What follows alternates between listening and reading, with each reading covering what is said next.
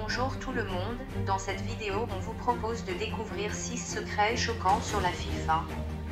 Le football est le sport le plus populaire du monde, mais la FIFA ne s'intéresse pas à préserver les valeurs sportives et humaines de ce jeu. Cependant la Fédération internationale abuse de son pouvoir pour générer des gains et je vous laisse découvrir de quoi ils sont capables. Pendant la Coupe du Monde 2014, les dépenses médiatiques mondiales ont augmenté de 1,5 milliard $, ce qui implique la grande valeur des joueurs capables de vendre n'importe quoi.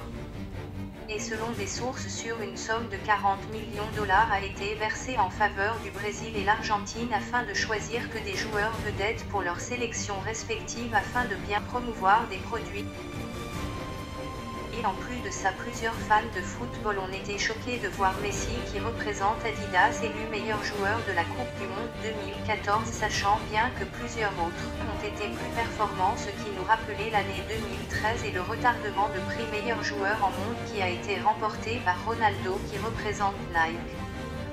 Mais sans une confirmation, il est clair que ces deux entreprises ont une grande influence sur le football mondial. Depuis que Joseph Blatter a été élu président de la FIFA, la corruption a augmenté d'une manière incroyable.